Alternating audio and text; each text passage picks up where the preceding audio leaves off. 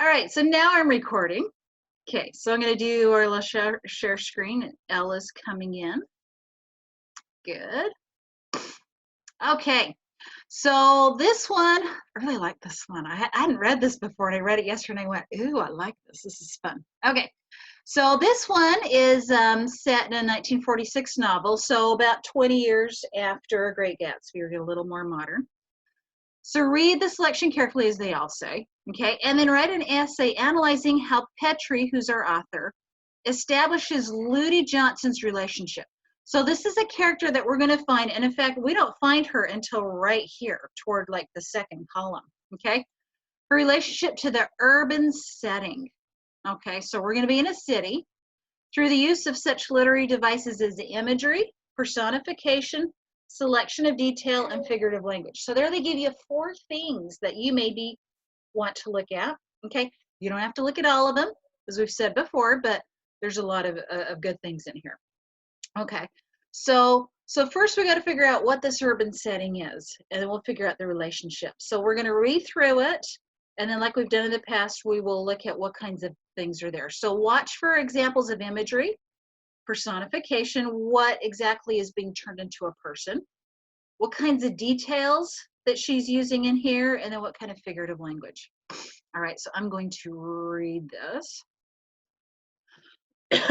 There was a cold November wind blowing through 116th Street. It rattled the tops of garbage cans, sucked window shades out through the top of opened windows, and set them flapping it back against the windows.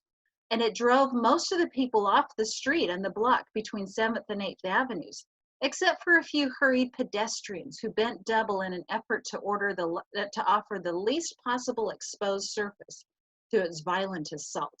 Okay, so it's a storm. All right, you got to think about what's this assault? It's a storm. It found every scrap of paper along the street. So what is the it?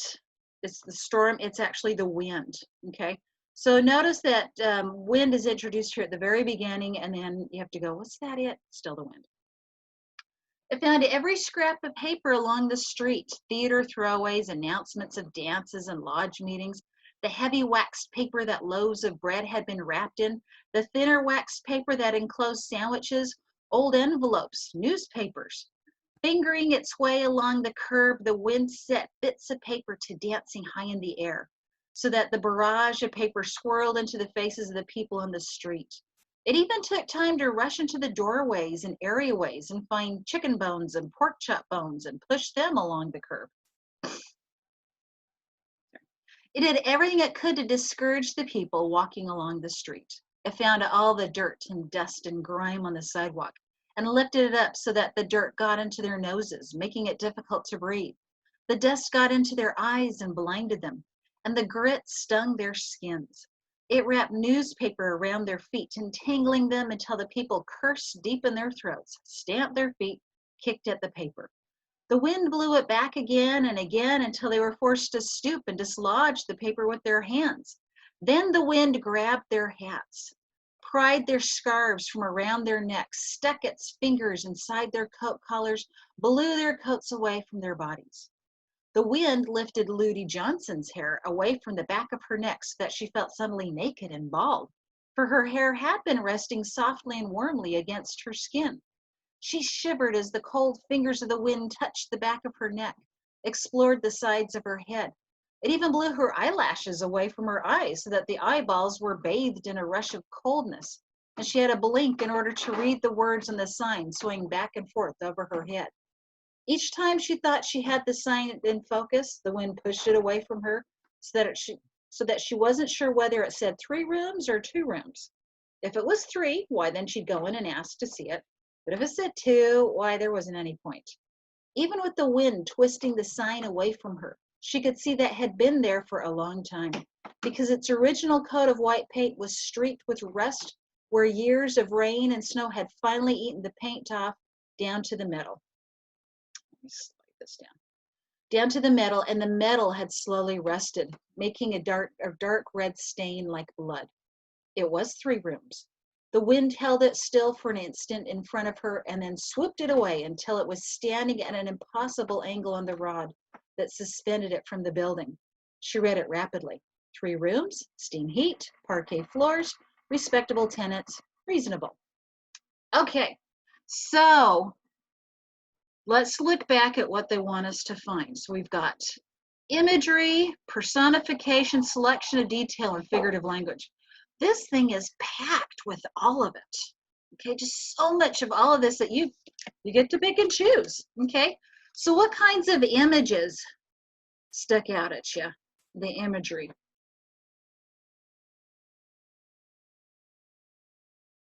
The eyelashes. The eyelashes. I'm picturing like somebody that has the fake eyelashes and suddenly they're all gone. but yeah, so we got the eyelashes. Blew that away. What else? I was thinking the wind on the girl's neck and stuff, like on the back of her neck.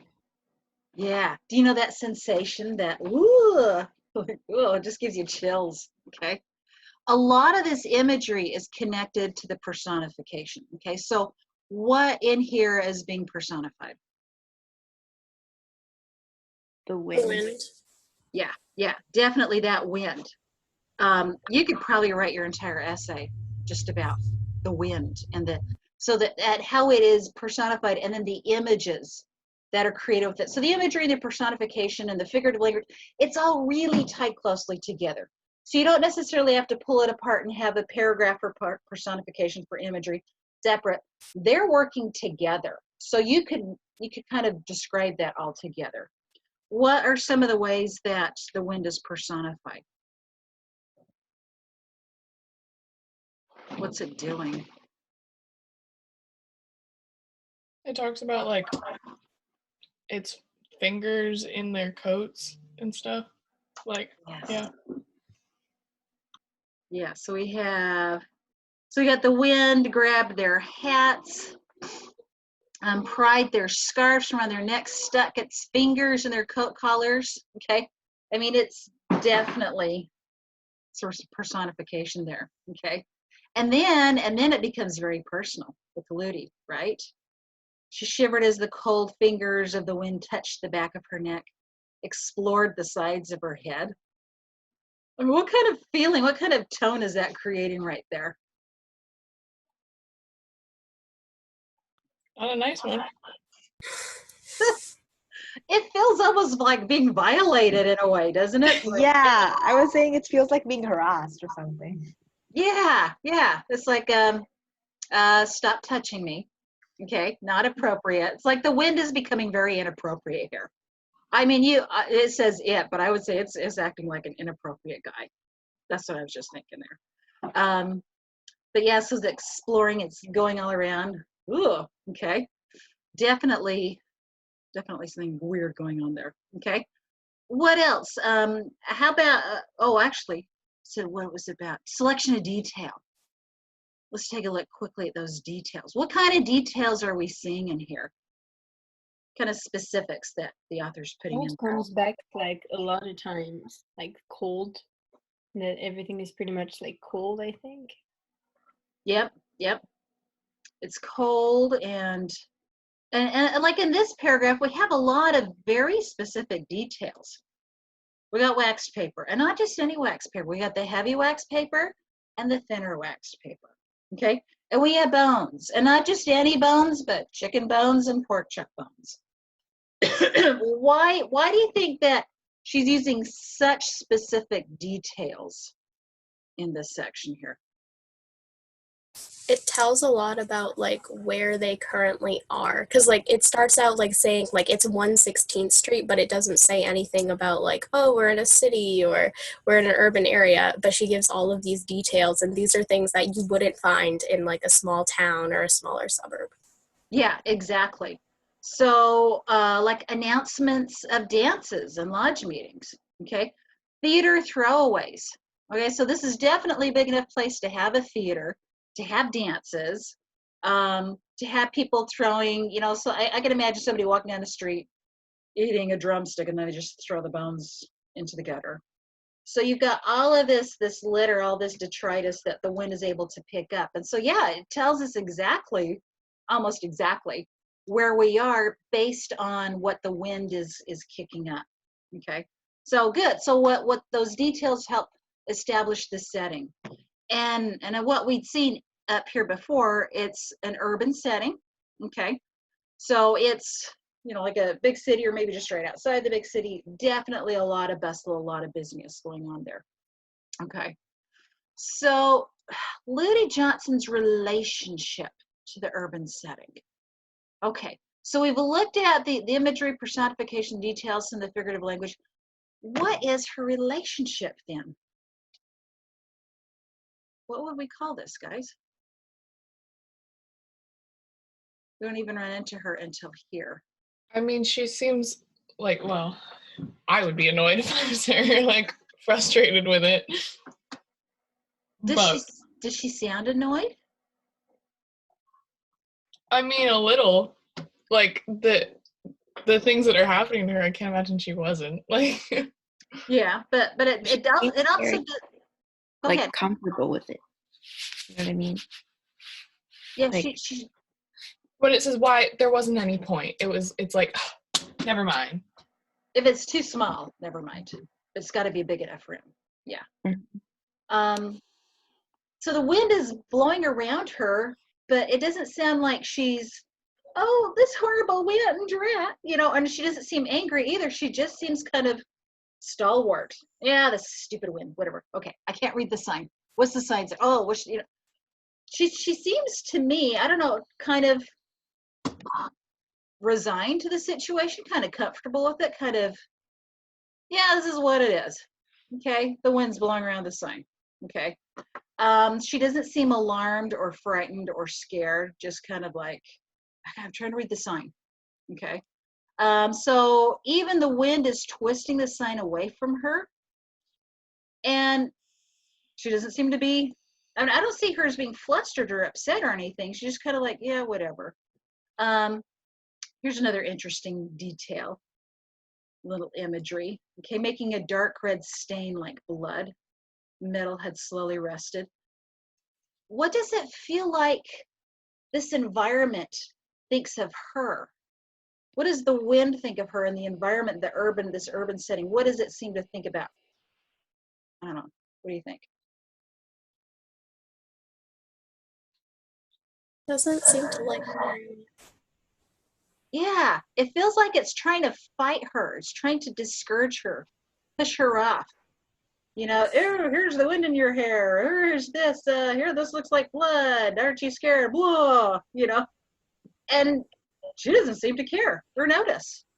Okay, she said, "I'm just trying to read the sign. I just need to go." So, I mean, to me, it almost feels like this environment is trying to fight against her, discourage her, and it's not having any effect. You know, so finally she is able to see the sign. She reads it rapidly. 3 rooms, steam heat. Okay, it's reasonable. She's not flustered by any of this. She just keeps going. Okay, that's what I'm seeing. I've never read this until yesterday. I didn't even know that. I'm like, this is interesting. Okay, so there's a lot of, you know, so what is her relationship? And to me, I'd almost say it's like the urban setting has a relationship more with her than her with it. Anyway, just as I'm thinking about it right now. So there's a number of things that you could try to incorporate into your essay. Okay, go any directions you want. Explain whichever of these elements that you want to. Okay, and again, they all work together so much. You can't really pull them apart for different paragraphs. They're just working together throughout the whole thing. So you can write it together as the whole thing. Okay, keep incorporating each of those elements there. Okay. Other things that you noticed in here, other comments or suggestions?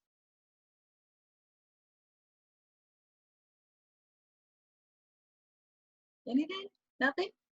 Okay. So as usual, 30 minutes, write this puppy up. Okay. If you do not like typing it up, but you want to do it handwritten, you can certainly do that. Con was asking me that yesterday. And then she hand wrote it and then took photographs of it and sent it to me. Perfect. I could read it. That is acceptable to do for the test. So if you want to if you like to handwrite better and we can still read it, You can totally do that. Okay. I'll leave it up to you. Doesn't matter, whichever you want to do. Okay.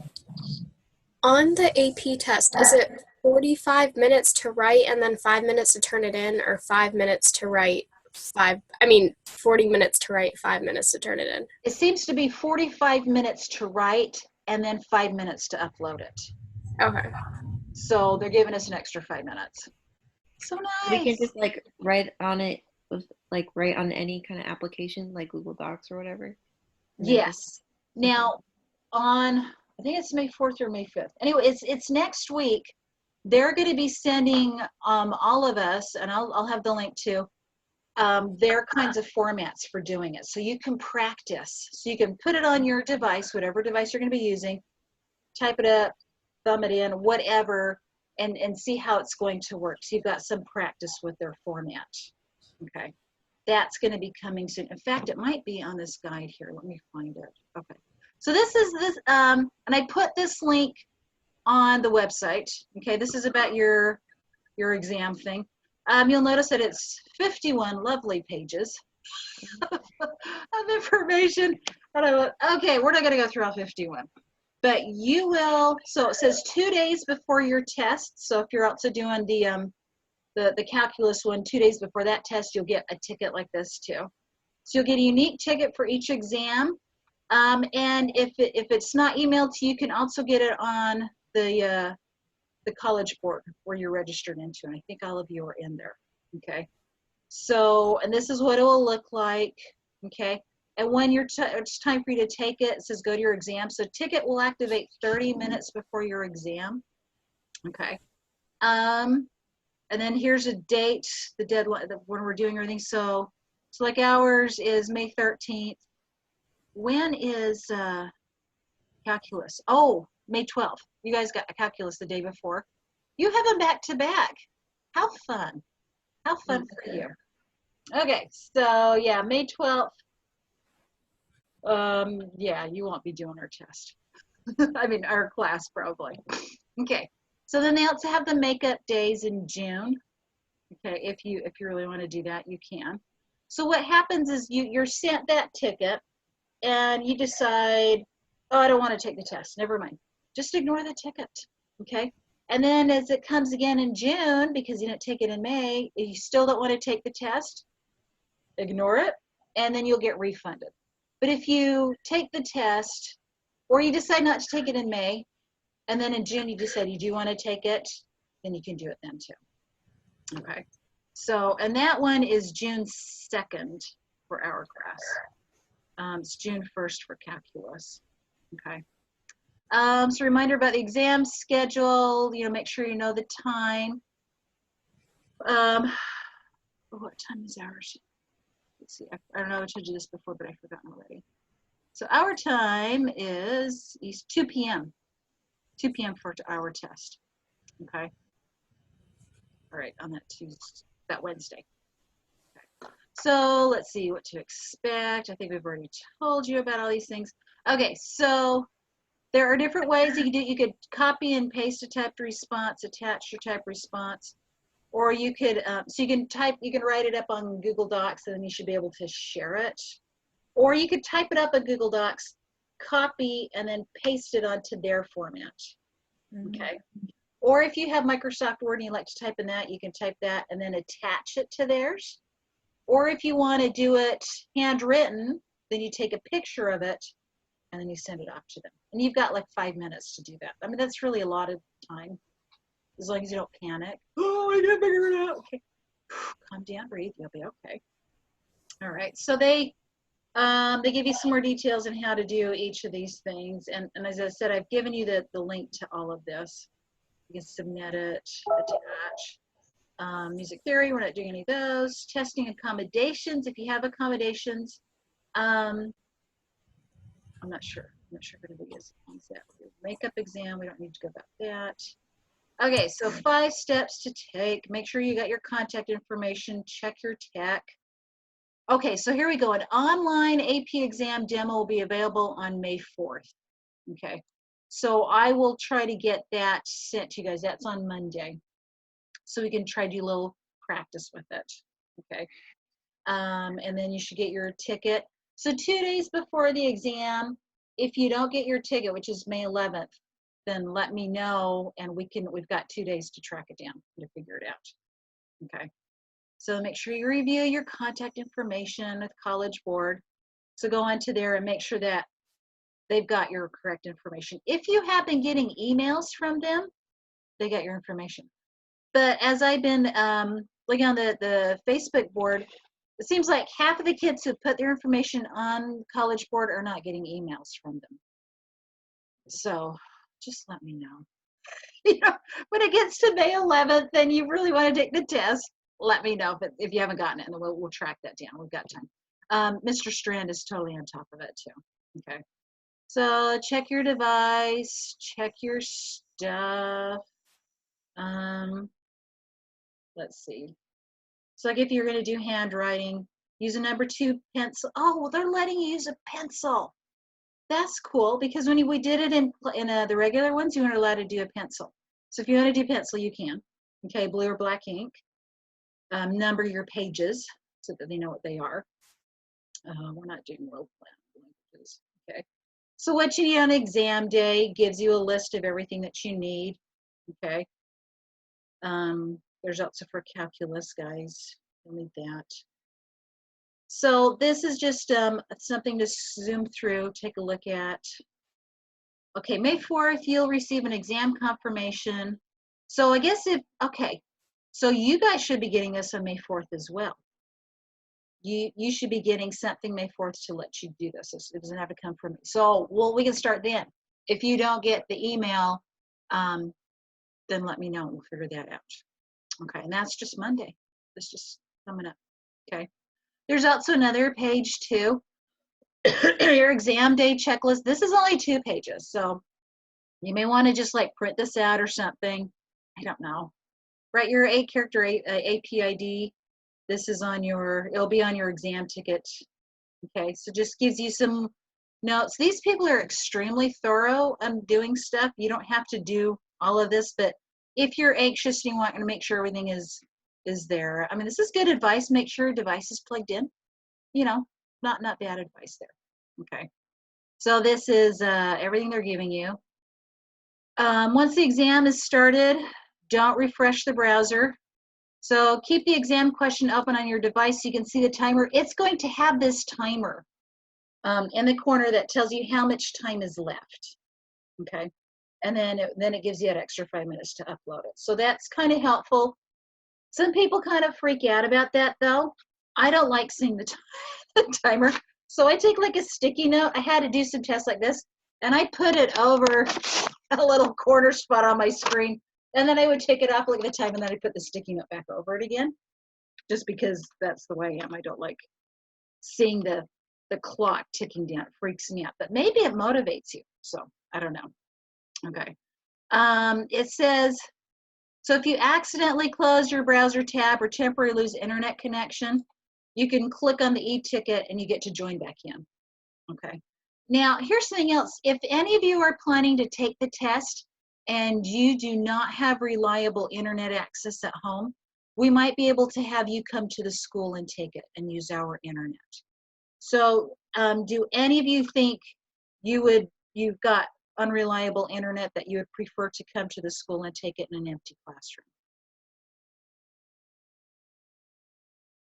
You guys are okay? Okay. Because I know Mrs. Strand is going to ask that question too. I just saw it coming up on the board, so I thought, oh, that's not a bad idea. So I'll send that out as an email to everybody too. If you think you don't trust your internet, let me know, and we can figure out something for you. Okay. So there's some information for you. Okay. Oh, I will report cheating attempts. Okay, there you go. So if you're cheating yourself, you can report yourself. Okay. All right. Any questions about any of this? Anything? Okay. Now, stop share thing. All right, I'm going to take off recording.